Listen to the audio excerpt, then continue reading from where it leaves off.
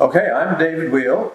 I'm still David Weale, and now I'm talking to Gilbert Gillis, who is the son of Eleanor Murchison Gillis, who was the daughter of Angus Murchison, who was the lighthouse keeper at Point Prim for 35 years. And Gilbert has some stories about the area generally, but also some about the lighthouse. What should we start with? Well, I'm Gilbert Gillis, as you said, David, and I'm the eldest grandchild of the longest keeper, Angus Murchison.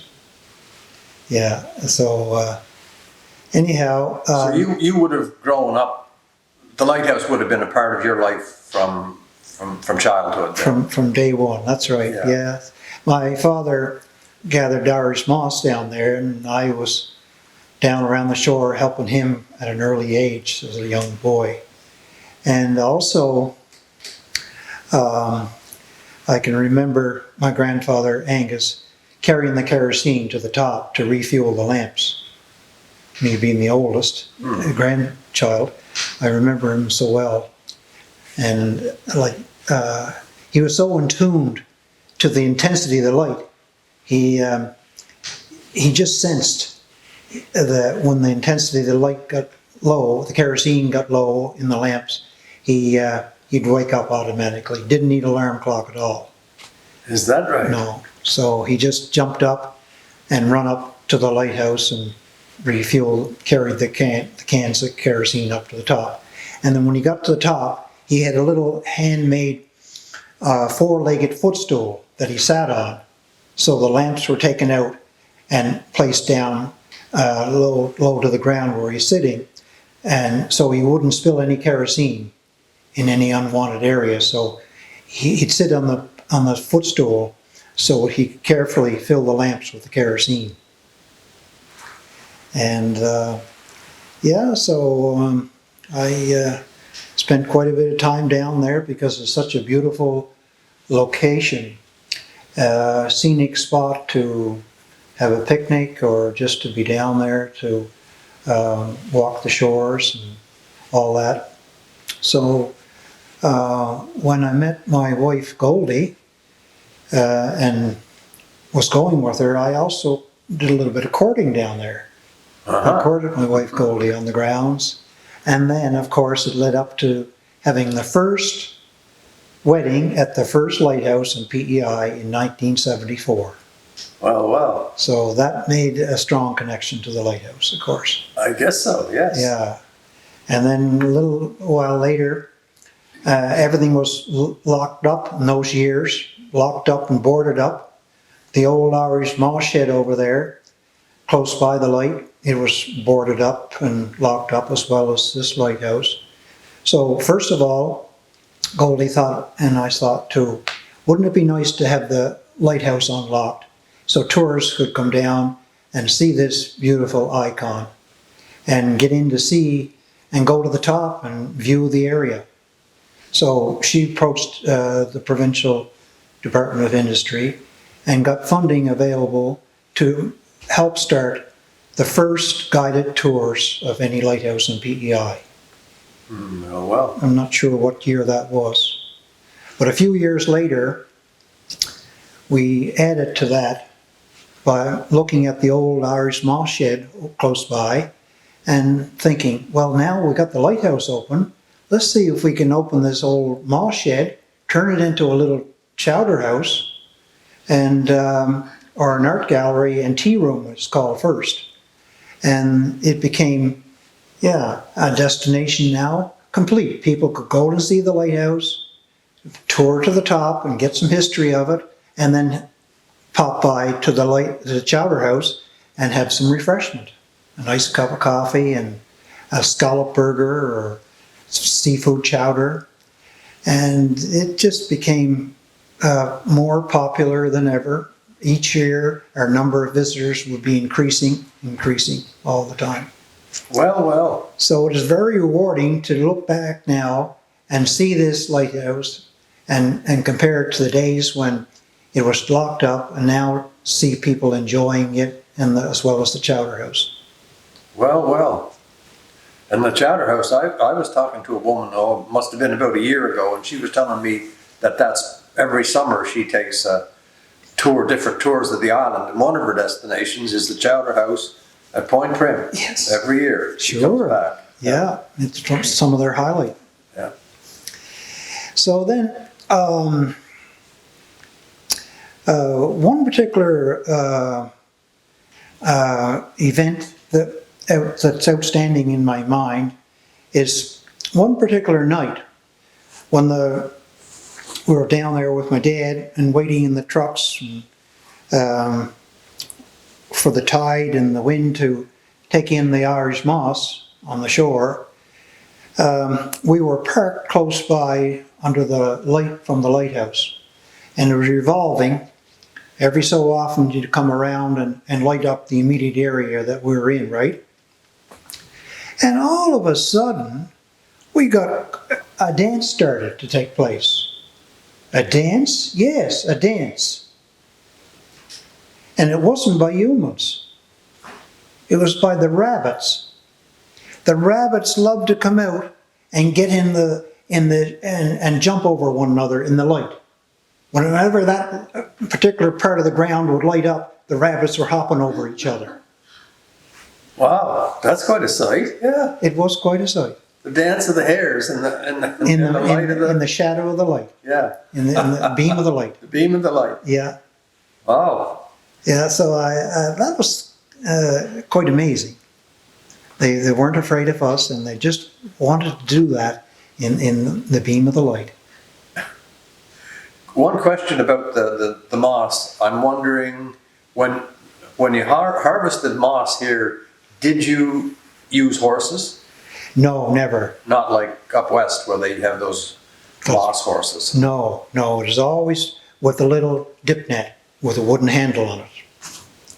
Okay. Yeah, you went out in the surf with chest waders on, and you pull this dip net through the water, and you sieved out the moss, and then you walked in and dumped it up above the high water mark and made your pile. Yeah. And then you marked it. Every fisherman had a different mark on his pile. Now the story about the Britannica, don't forget it. No, we got sidetracked a little bit. Yeah, go ahead. Yeah, so I'd like to tell a couple of stories on Manson Murkison, and I hope you don't mind, or his family, telling these stories, because Manson was a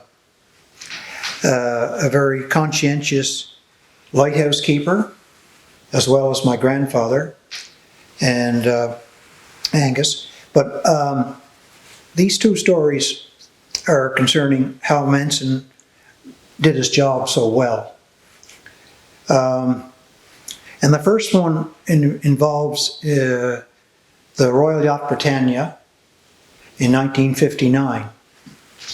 The Queen was coming here to the island, to Charlottetown, on the Royal Yacht.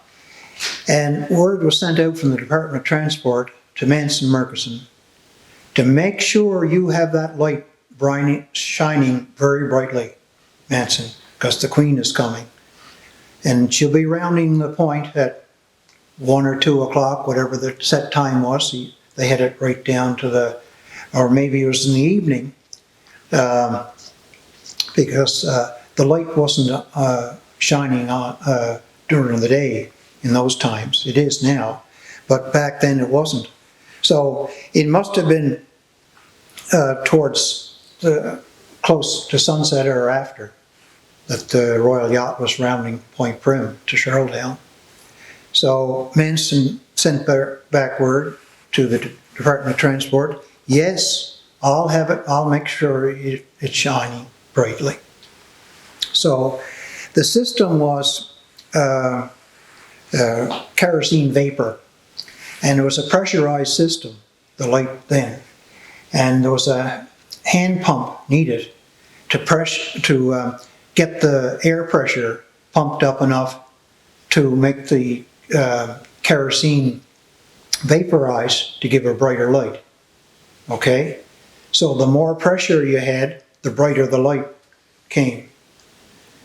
but it also had a bladder in there, an air bladder, and if you pumped up the pressure too much, you could rupture the bladder. So Manson made sure he was going to do his job good, so he pumped up maybe just a little bit too much pressure in the system.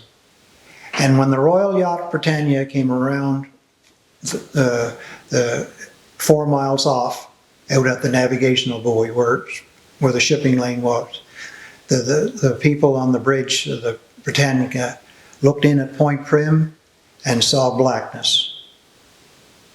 No light. No light at all. The bladder had ruptured. That was it. He did his job too Well. Yeah. And he must have caught hell over that. Well, it didn't. But not as much as the next story. The next story caught a lot more of that. So the next one is this. Back then, there was a gate on the roadway between the Chowder House and the Lighthouse. There was a gate there, and Manson had to keep that locked. No one was allowed on the immediate area of the lighthouse. So it was tourism was in its beginning stages back then, and there'd be visitors come down and want to go over to the lighthouse and see it, but they couldn't get over because of the gate.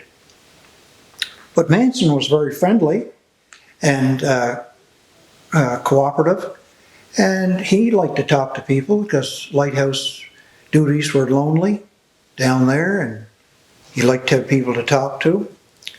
So he took upon himself to invite this couple in to our tours, and they were well-to-do, this couple. And so he really wasn't supposed to do that, but he did it from time to time. And he took them to the top this day. I don't know, they were probably from the States back then. We had a lot of American tourists back here back then. Not a lot, but probably New York or Boston. Anyway, they get to the top, and Manson is explaining all the different features about the lighting system. And at this time, the lights were, the lamps were bathed in mercury. The mercury was very lubricating and easy for the lamps to rotate.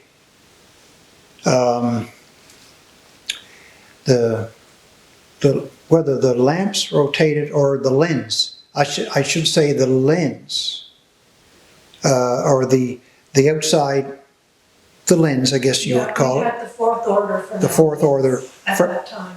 Fresnel lens at that time. Mm-hmm. And it is revolving, and it revolved in this mercury because it's very friction-free material for it to work in. But there was like a trough around the outside edge of it there for that to move around in. So Manson says it's very interesting stuff. Just dip your hands in there and lift it and see how it runs out, and let it bead out. It doesn't run like water. It kind of goes in beads down and back into the trough. So this lady thought she'd try it.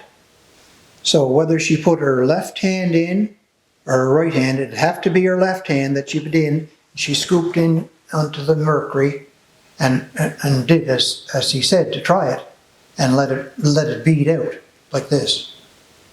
And she was fascinated by it, the properties of mercury. And after a while, she let out this horrible scream. My ring! My ring, my gold ring, it's disappearing. And then she started to come on to Manson. you didn't tell me that Mercury loves gold. My ring is gone. So they had an awful kerfuffle there for a while, and then they went to the Department of Transport, this couple, and told the story to them in town, Charlottetown. So the word got back to Manson, don't you ever let anybody in that lighthouse again and play around with that mercury.